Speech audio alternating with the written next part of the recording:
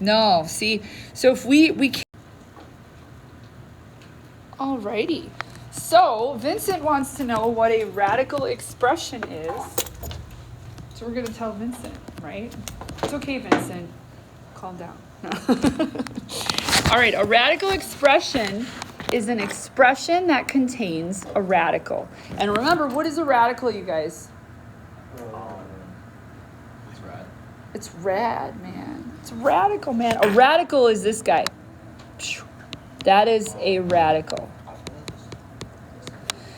So a radical expression is an expression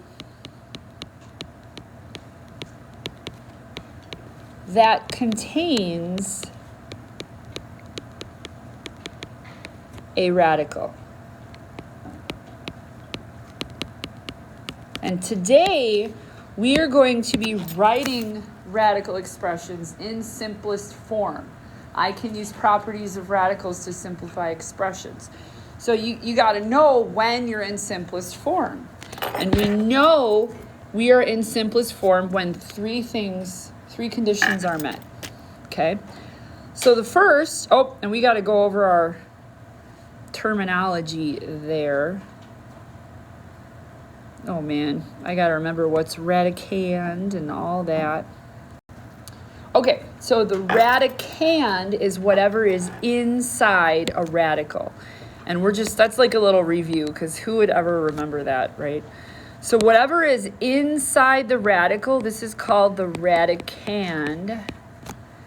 And whatever is on the outside, right here. Now, if you don't see it, that means it's a 2. That's a squared thing. But that's called your index. So if you see a cube root, you won't see a square root because we don't put a 2 there. The radical by itself means squared. If you see a fourth root, that's called the index. Okay, so going back, it is in simplest form when no radicands have perfect nth powers. So nth means if it's a square root, we're looking at the perfect squares. If it's a cube root, we look at the perfect cubes. That's what that means. So no radicands have perfect nth powers as any factor. So I mean you can't divide it anymore other than 1. So you have simplified it down the whole way. The second part, no fractions. Okay, so there cannot be a fraction in the radicand. And the third part is no radicals in the denominator. That's how you know you're in simplest form. So you can't divide it anymore. There's no fractions under a radical and no radicals in the denominator. To do that part, we're going to do something called rationalizing, but we'll talk about that in a minute. Okay, we good so far? No freakouts? Vincent, calm down. It's okay. Oh. All right. So now we got to practice this, and this is what caused a lot of grief. I don't know. It always work. You'll have to give me some good feedback. If whatever I'm saying doesn't make sense, let me know. I'll listen to you guys. I always do. Okay, we want to use the product property of square roots. Again, it's just a whole bunch of simplifying. That's what we're doing. So we want to simplify number 1 because the square root of 108 is going to give us a decimal. If you try to type in the square root of 108 in your calculator, you're going to get a decimal. And it'll actually, you're going to find out that your calculator's simplified for you, right? So absolutely nobody should have a question on this on the test because your calculator will simplify it for you. Unfortunately, your calculator doesn't do the variables. And your mean old teacher is still going to make you show the work on what you're dividing to get that answer. But your calculator will do it for you, which is helpful, right, ladies? You can get the answer. So let's look at 108. Okay, we already know because we typed it into our calculator. Todd, what do we get? Okay, just trying to read this. I think it's 3 to the, well, not 3 to the 6, but not really. 3 radical 6. Yep, you're right. I don't know. Which one's under the radical? 3. Okay, so 6 is outside. Yes. I think 6 would be where the index is. Okay, yep. Nailed it. Oh. Because this isn't like a position where it's like one on top, one on bottom. It's just like Right next to each other. Yep, that's how it should be. So it's not an index anymore. Now it's the simplified part. But you're right. Sorry, So 6 radical 3. So we already know what it's going to be. That's from the calculator, but we have to show our work. We already know. So to get 6 radical 3, which you found easily on your calculator, okay, and again, you cannot type variables in there, so we'll have to work that out together. But what we're going to do is we're going to look at those perfect squares. The index on this is a 2. So that tells us we're going to look at your perfect squares list. And it's always good to kind of know what they are. Okay, 1, 4, 9, 4 squared is 16, 25, 36, 49, 81, and 100. And you could keep going, but most classically, those are the ones you need. So our job is we're going to take 108 in the calculator, and we're going to see what is the biggest perfect square it can divide by. So you guys are going to take your calculator, and you're going to go 108 divided by 4. See what you get. Or go big or go home, right? Try 108 divided by 49. See what that works. And you guys are going to tell me what is the biggest perfect square you can divide by. So biggest.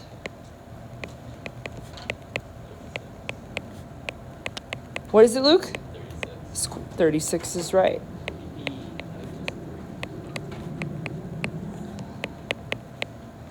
So 36 is right. So what we do is we're going to take 108 and we're going to rewrite it. We're going to rewrite it as 36. And what did you get when you divided by 36, Luke? 3. So we're going to change it to the factors. And you guys should be really good at identifying those factors now because we did factoring a whole bunch.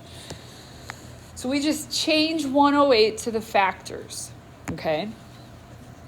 And now, the only one that you can take the square root of and not get a decimal is which one? The 36 or the 3? The 36. And you can test that in your calculator. You do square root 36, square root 3. 36 is the only one you can take the square root of. So we do that. And when we do that, we remove it from the parentheses. So that gives you that final answer of 6 square root 3. And we know that's done because there's no fractions, no radicals in the denominator, and I probably shouldn't have chosen that color. Yeah, I kind of see it. Is that better? So that's our final answer. 6 square root 3.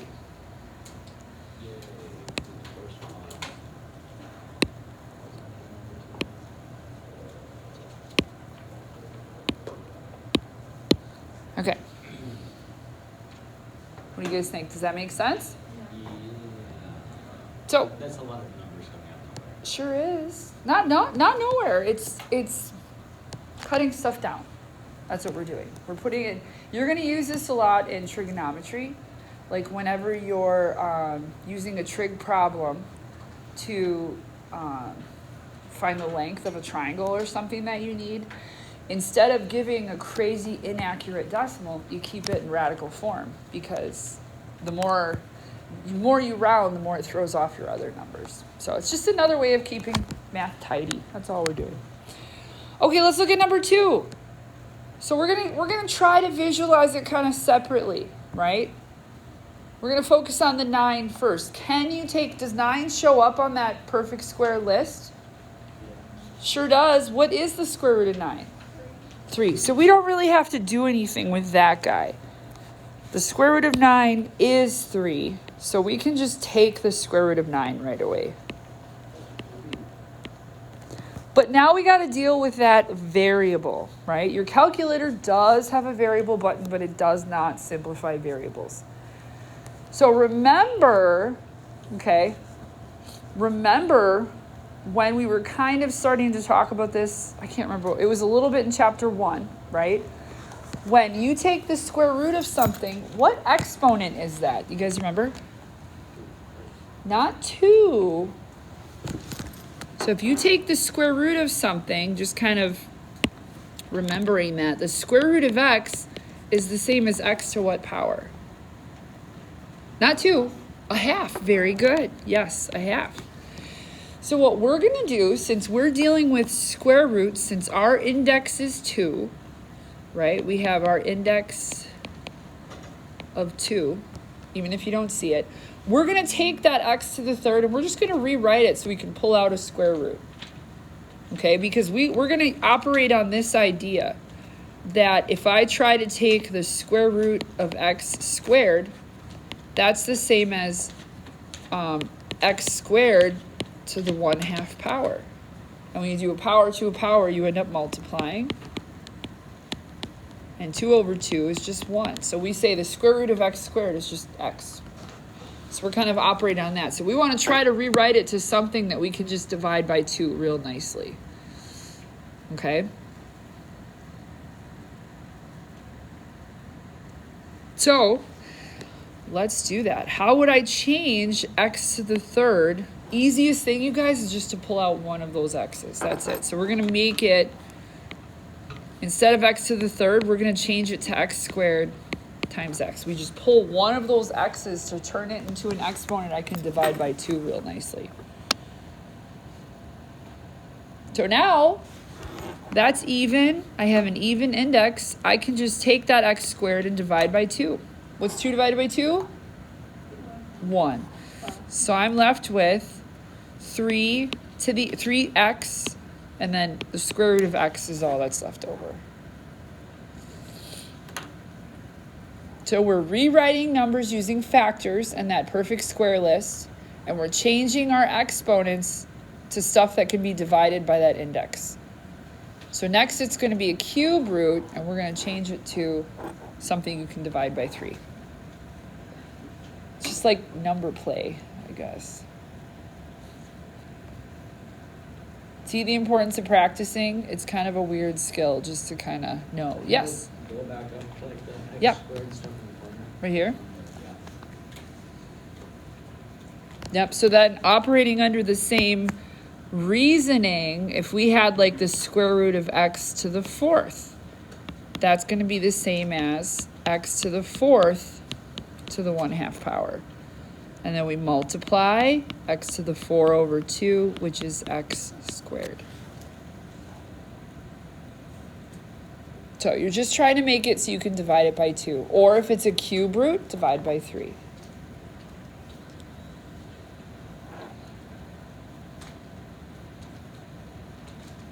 Nobody's freaking out yet? Vincent, we good? Numbers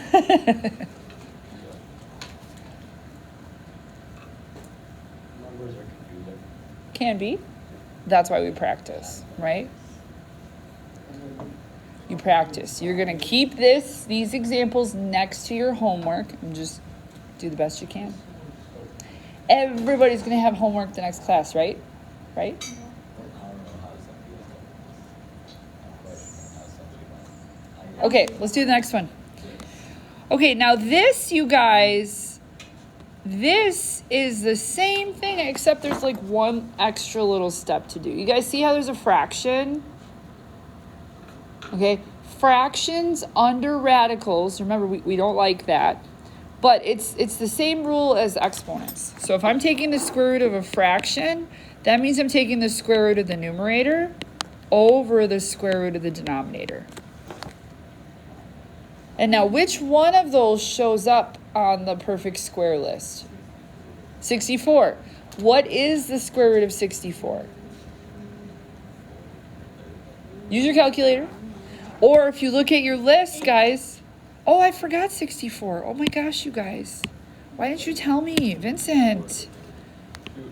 64, 81, and 100. Yeah, it's 8. Yep, you're right. Because, see, guys, gentlemen, 64 is 8th down on our list. So the square root of 64 is 8.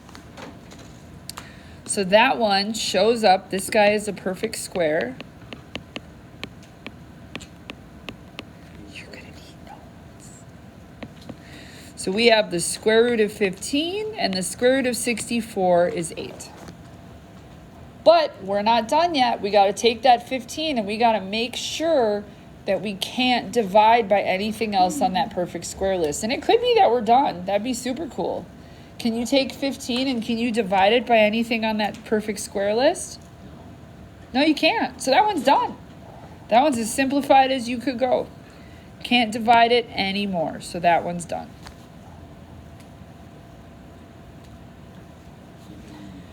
Okay.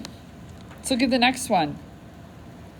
Square root of 81 over the square root of x squared. So square root of a fraction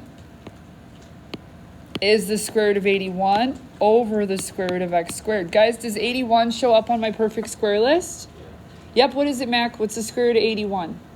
9. And what about that x squared?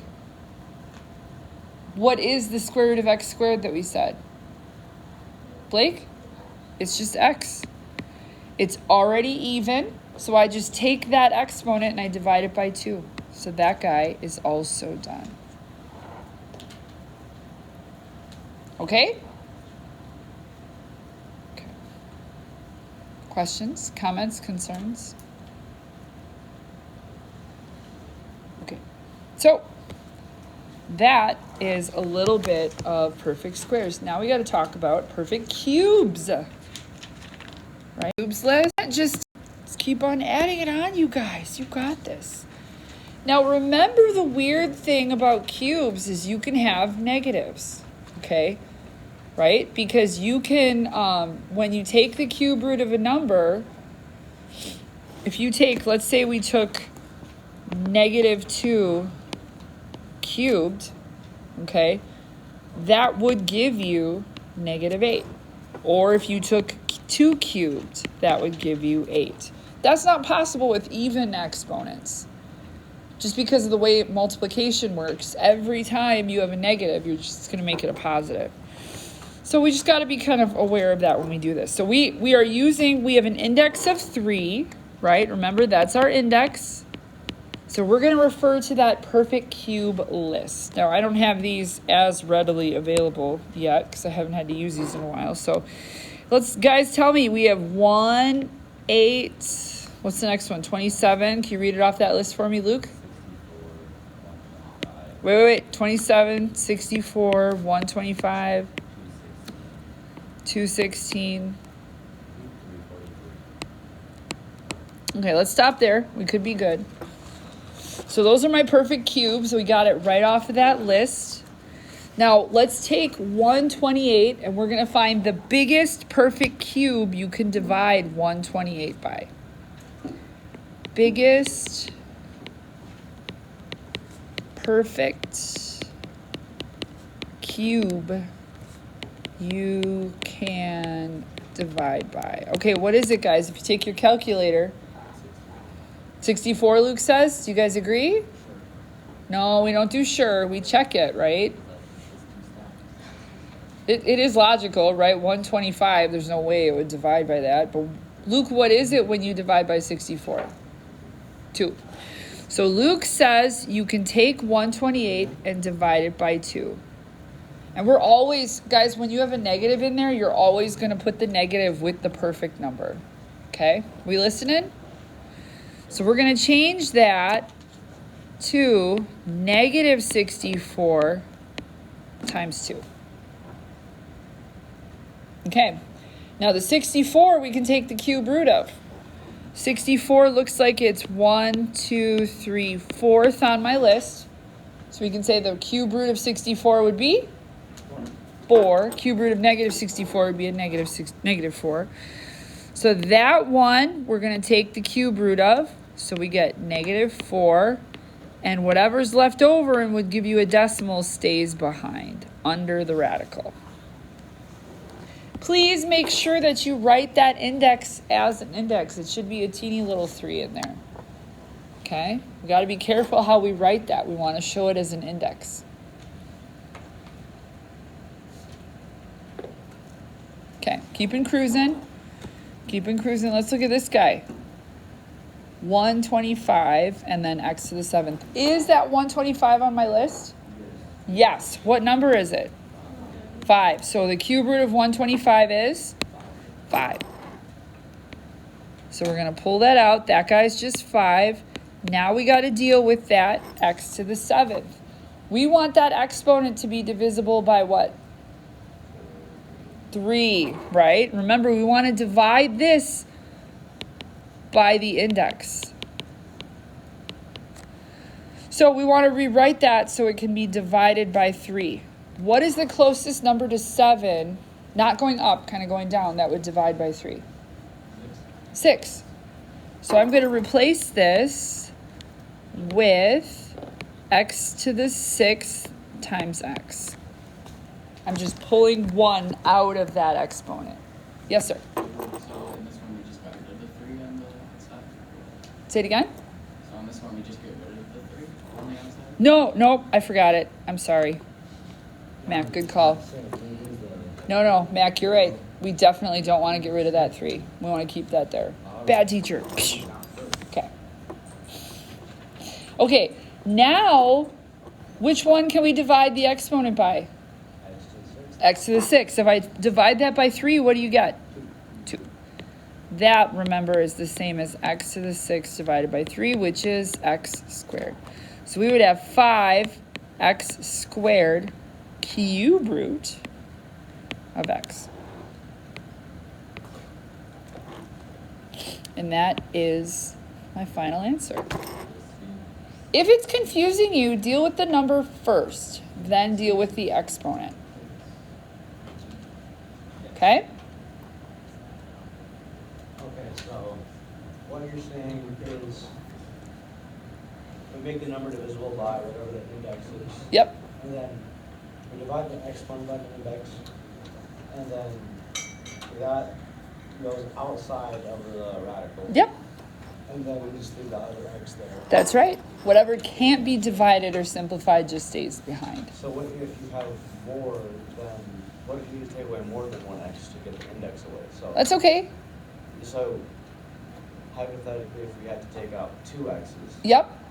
it would be 5. It would be, well, I'm just going to keep it the same. So like 5x squared, and then x squared to the 3rd.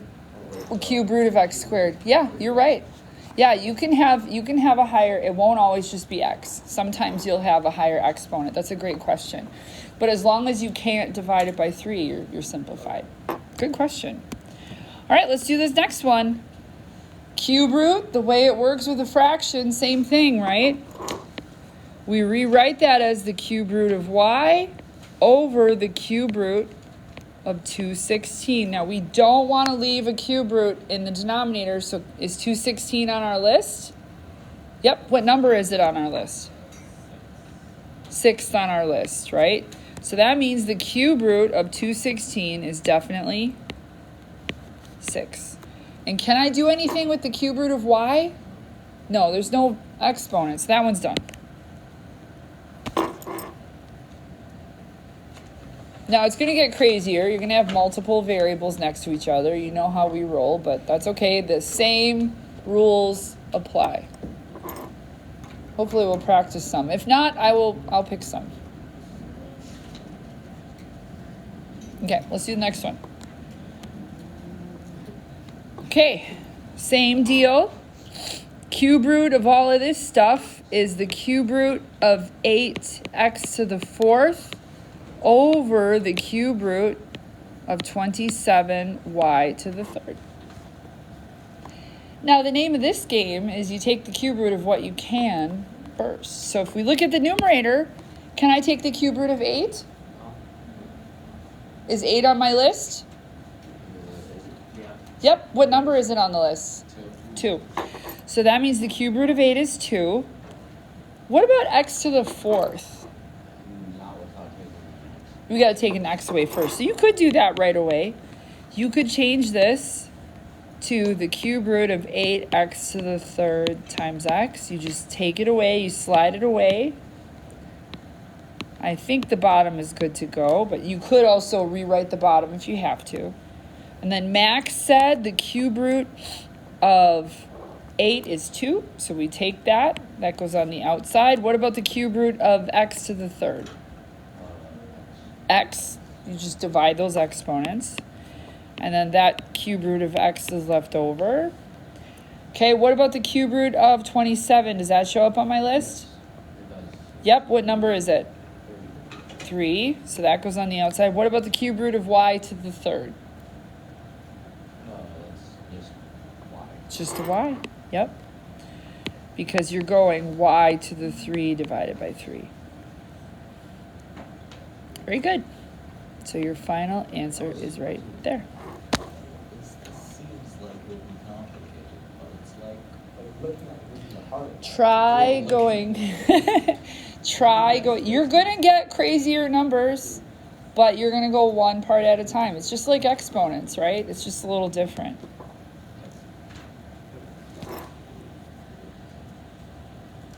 Okay, we're cruising. We're cruising. Totally going to torture you a little bit more, so just keep that in mind. I'm trying to torture quickly.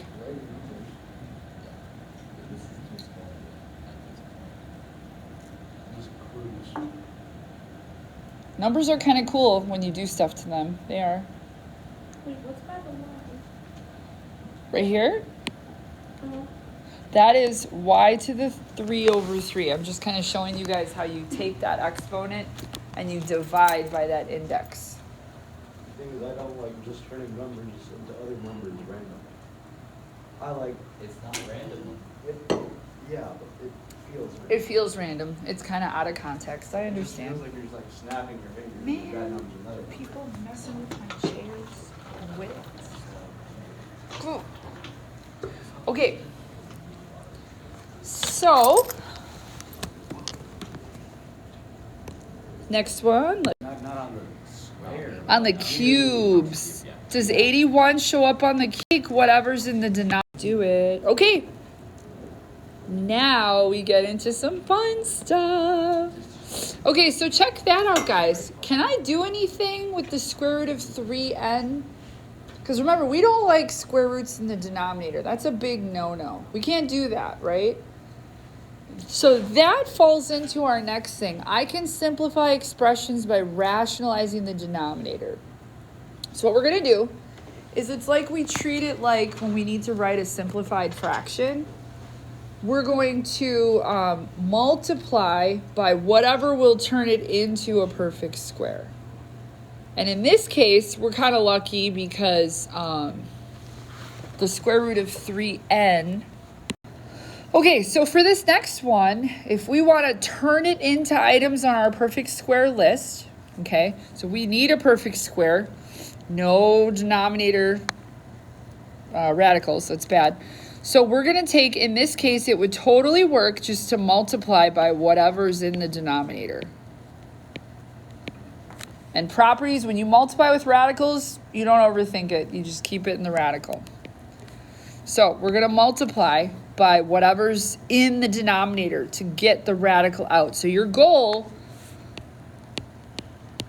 is to have no radicals in denominator. That's your goal. And you got to follow the math rules. Whatever you do at the bottom, you got to do the top. So we're going to multiply. And when you multiply radical 5 times radical 3n, you don't overthink it. You do radical 5 times 3, 15n. Just multiply them together. And on the bottom, radical 3n times radical 3n. 3 times 3 is 9. N times n is n squared. So it's radical 9n squared. So since it's a radical, don't you just divide the 9 squared, or multiply the 9 squared by 1/2? Yes. Are you saying you do the radical of it? Yes, you do. Yep. And then, would that be it?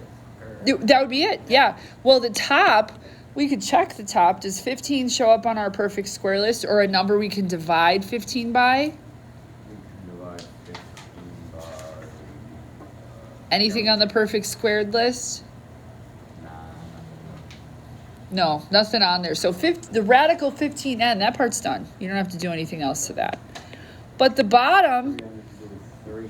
the 3, square root of 9 is 3. You're right. And what do we do to that n squared? Square root of n squared is? Square root of n squared is Just n. Yep, just n. So that is done. So that is why you rationalize the denominator, because it gets rid of the radical in the denominator. It's making sense now. Good. Just wait till we get to more. I'm just kidding. Hopefully it continues. It's so all this is, you guys, it's just creative ways to get the radical out of the denominator. That's all this is. So now if you look at 2 is a little bit different, right? Because if we try to multiply by the cube root of 9, we're going to get 81. And does 81 show up on our list? That one might. No, maybe it doesn't. Denominator and do it with cubes. Usually with squares, you're good to go. But so for this one, we got to try to get it to a perfect cube. So what do you think is a perfect cube you can get the 9 to become with multiplication? What's the next closest perfect cube with 9? 27. 27, yeah. 9 times what gives us 27, Mac? What is it? By 3. Yeah, so what we're going to do, we're not just going to do 3 though, right? We got to keep it in the radical. We're going to do cube root of 3. If we multiply by the cube root of 3, because if I multiply the bottom by just 3, the 3 stays on the outside. So like the cube root of 9 times 3 would turn into 3 cube root of 9, right? They're not like terms. But if I take the cube root of 9 and multiply by the cube root of 3, then I can combine them together. So I would get 2 cube root of 3 on the top, and then the cube root of 27 on the bottom. So the top, can't really do anything with. The cube root of 3 is too small, right? And it's okay to have a simplified radical in the numerator. That's fine. But what is the cube root of 27? 3. Oh, perfect cube. So the cube root of 27 is 3 because it shows up third on our list. So why doesn't the 2 multiply into the radical? Because the radical 2, itself? yes, the 2 does not have a radical. You have to have like terms to multiply. Good question. It stays on the outside. Just stays on the outside. Yep. Good questions. So we probably the definition that was right out there. You're right. I did think of that. Now, yeah, now it's like, why do we have to go back? I don't know why it's created that way. This will be my initiative to fix the notes for next year. This summer, maybe. We'll see if it happens. Yeah. Geez, Todd. No, I'm just kidding. Okay, are we ready? No talking, guys. Are we ready? Okay. All right, so now we're going to do what Blake said, which is kind of crazy. Now we got to talk about the definition, and we already did it, but he's totally right. When we rationalize the denominator, that is the process of eliminating the radical from the denominator. So we're going to say rationalizing the denominator is the process of multiplying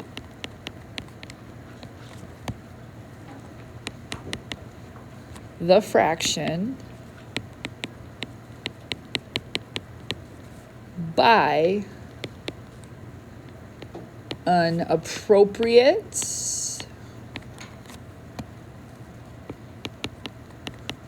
form of 1, because that's what's crazy. We are multiplying it by 1, right? Because what we did up top, the cube root of 3 over the cube root of 3, that is 1. Same divided by the same is always just 1. It's interesting. An appropriate form of 1 to eliminate the radical from the denominator.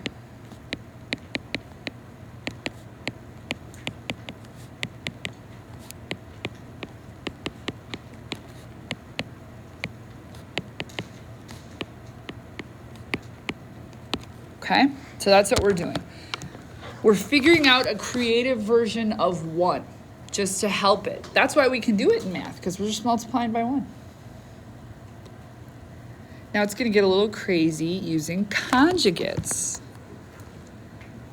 Conjugates. And we don't have a thing for... Even scarier. Not scary, just kind of weird. That's what it is. So a conjugate... So if we have 2 minus radical 3, okay?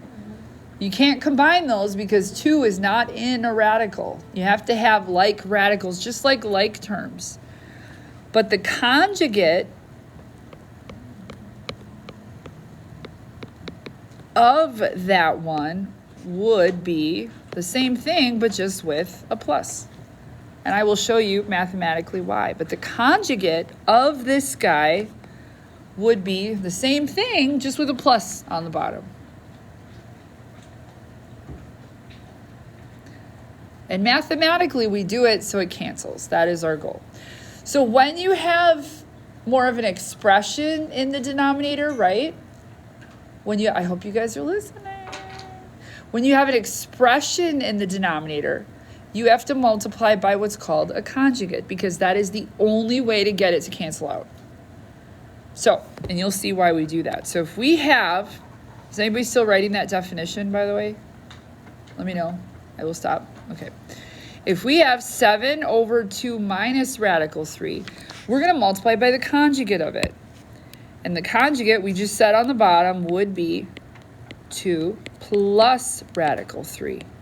Again, this is just a creative way to get an expression to cancel, because you guys might remember when we multiplied binomials like that, if it's a plus minus and it's the same, it's going to end up canceling. So the top one, it's almost like we treat that radical 3 like a variable, right? We're just going to distribute. So we're going to go 7 times 2, which is 14. 7 times radical 3, 7 radical 3. We treat it like a variable. You can't combine if it's not in the radical. Now the bottom, you guys know the technique to multiply that. What's that technique called? Foiling. Yep, foiling or box method. Is anybody partial to box method here? You like the box or foil? It works either way. I'll show it with the box, just because it's nice and visual that way. We can fight later. No, I'm just kidding. No, we're good. All right, so we've got 2 and negative radical 3 and 2 and positive radical 3. Okay, let's see what happens. What's 2 times 2? 4. 2 times radical 3. 2 radical 3. 2 times negative radical 3. Yeah, we'll just put the negative in front. Negative 2 radical 3. Because it's almost like that's a negative 1 radical 3, and you multiply what's on the outside. And then negative radical 3 times radical 3. Negative radical 9, right? Because you can, when it's radicals, you can multiply them together. Yes? Can you show that doing FOIL? I sure can. So then what we do, if you look at our box here, what's going to happen with the negative 2 radical 3 and the 2 radical 3? Cancels out. And what is radical 9? 3 squared. It's 3 squared, so just 3. So we would say, and it's a negative radical 9, so we're going to say negative 3. And then check it out. We've got a 4 and a negative 3. What's 4 minus 3? How could 1. Look at that. All of that freaking cancels to 1. Isn't that crazy? And then a fraction over 1 you don't need to worry about. So our final answer is right here. Let's do what Todd said. Let's show that using FOIL, just in case, so you can see that. Because that is kind of crazy. I only have one question. Yeah. How can it be -3 if it's being negative 9 So remember, in general if it's being we got a negative radical 9, right? And we got the negative radical 9 because we multiplied negative radical 3 times radical 3. And remember, the negative in front is the same as a negative 1. So that's like negative 1 times 1, which is negative 1. And then radical 3 times radical 3, which is radical 9. So it's almost like we're putting the two numbers next to each other.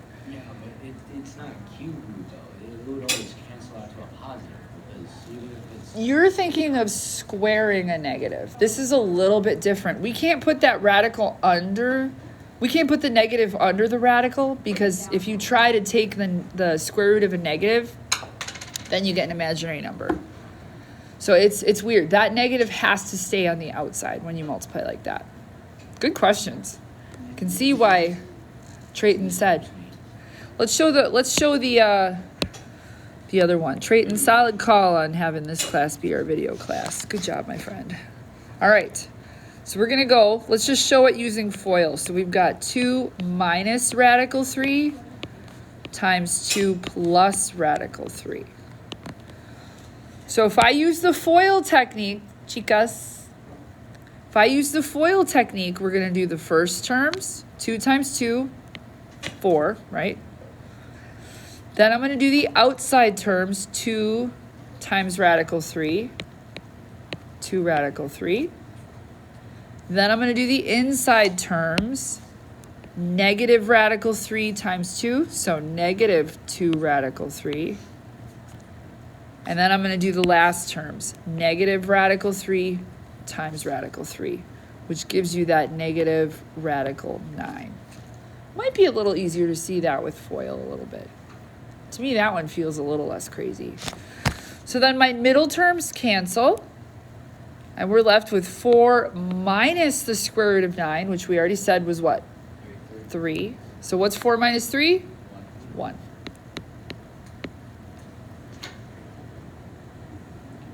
It's crazy. Numbers be crazy, man. there's the one more page. One more page. We got this. Think of radicals like variables. Seriously. I don't think there's gonna be enough work done. You'll be okay. These next ones go quick, I promise. I'll speed it up. I can do that for you. Bunch of goods here. Okay, this one. Now here's where these word problems are going to look crazy, but guys, it's not bad. All you're doing is plugging stuff in. So the distance in miles you can see to the horizon with your eye, H level feet above the water, is given by this equation. How far can you see when your eye level is 5 feet above the water? What are we supposed to do with that, guys? That's it. That's all you got to do. So we're going to go the square root of 3 times 5 over 2. And that's just calculator work. 3 times 5 is 15. 15 divided by 2, 7.5. And this is where we'd want a decimal, right? Because it's not going to help us to be like, oh yeah, we can see radical blah, blah, blah. Like, no, we want a decimal here. So we have radical 7.5. And guys, use your calculator. What is radical 7.5?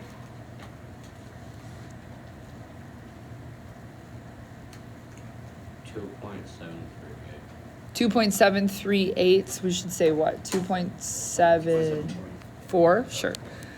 So we would say about 2.74. I was going to write a 5 and say 4. No, 4.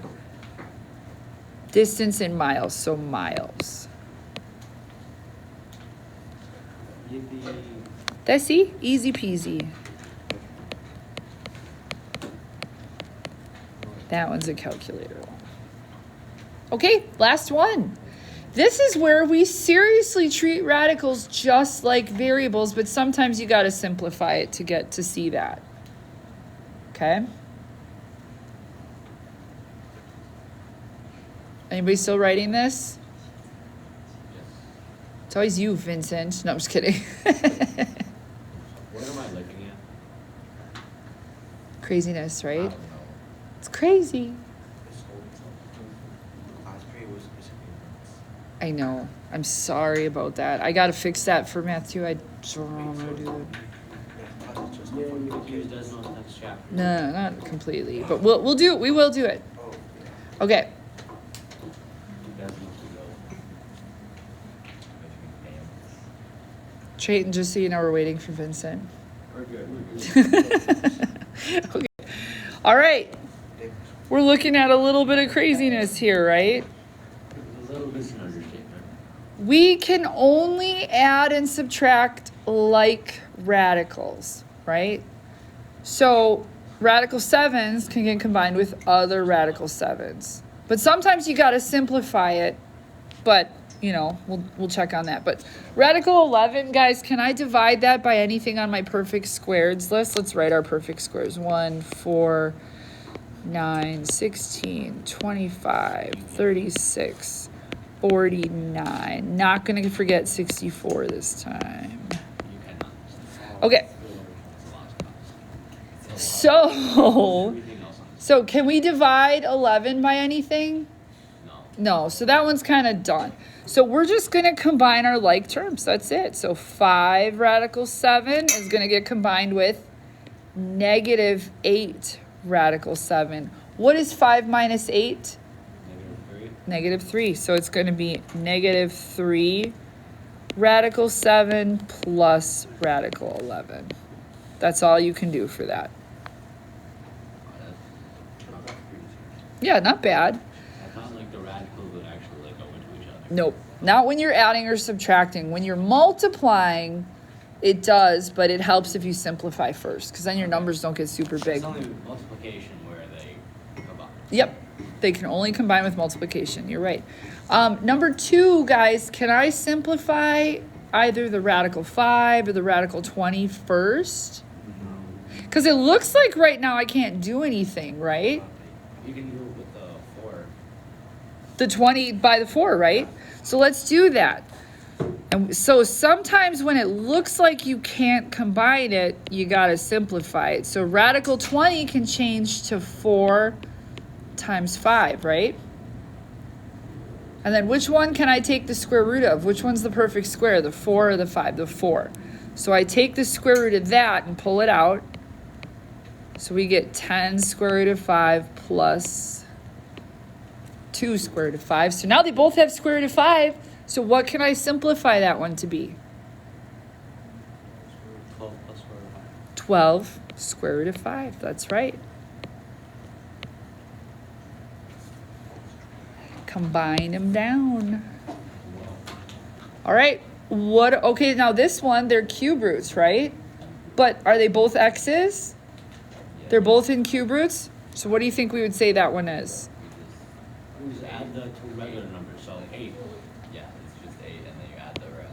Add 8 and add the rest. 8 cube root of x. We treat it like a variable.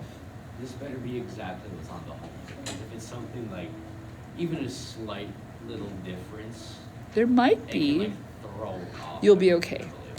Same procedure. Okay, last thing, you guys. Now, see, what technique do you think we're going to use to multiply here? Not FOIL, because there's not 2 binomials. No, not No, we wouldn't do box. Distribution, right? You're going to distribute. Yeah. Next, going to get you. But before we distribute, it is a very good idea to simplify first, because it makes your numbers smaller, okay? Because if you don't distribute, then you're going to multiply and your numbers are really big, and then you have to figure out what they divide by. And it's just more confusing. So let's look at 75. What can I divide? The 5 and the 3, we know we can't simplify that. Which one?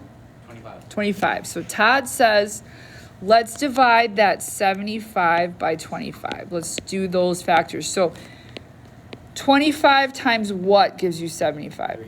3. So I'm going to rewrite it to 25 times 3. And the perfect square part is which one? 25. So we got this. And the 25, we pull that out, that's a 5. Oh, look at that, guys. They both have a radical 3. What? Do you think I can combine them? Heck yes, we can. And what number is in front of that radical 3 even if I don't see it? 1. Yeah, there's a 1 in front of there even if I don't see it. So we've got radical 5 on the outside. What is 1 radical 3 minus 5 radical 3? Negative 4 radical 3. Now we can distribute. Which part of that am I actually going to multiply? What do you guys think? The radicals. Yeah, radicals get multiplied with other radicals. Sorry, Vincent. So the radical 5 is only going to get multiplied by the radical 3. So negative 4 radical 15. That's right. And can we divide 15 by anything on our list? No, I don't know. No. So that one's done. Can't simplify. That one's good to go. Yippee. Only have one more left. One more and then we're done. One more. You can totally expect some sort of formative assessment when you guys come into class next class. Not like a test, but like just to see how this was received. Which is on Friday. I heard assessment, No, I'm not trying to figure. Formative assessment means a quick little thing just so I can see who's making sense of this. That's it. And it would be on Friday. I'll Right, like it's an entrance ticket. Well, I'll send it to you now. I'm not getting it. I'm kind of glad that the only one that makes sense Hey, to me hey, so far give me my is pen. Shh. the motion property. Give me Okay, you guys, listen. We have one more. Should you find yourself in the position of you took very good notes, but it did not make sense, that is okay, because I understand that. It could even be where it makes sense now, and then you look at the homework and you're like, what?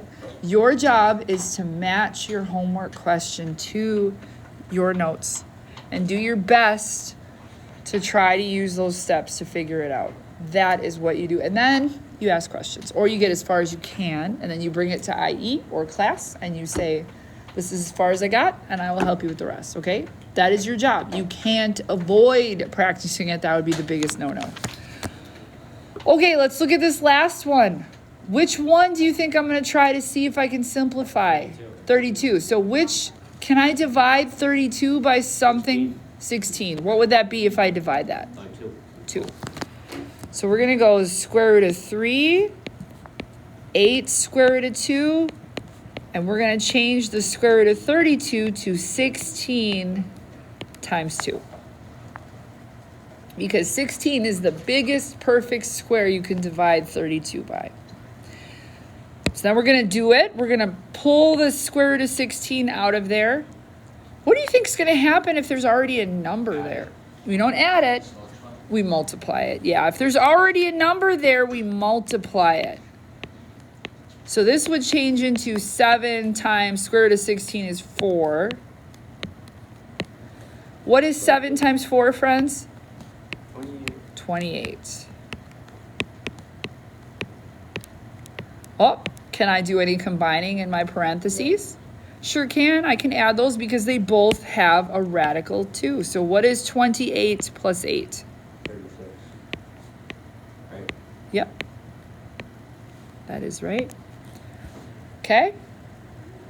So now I'm going to multiply. What is going to actually get multiplied here? 2 and the 3, because they're both in radicals, right? What is radical 3 times radical 2, Jade? What's 3 times 2? 6.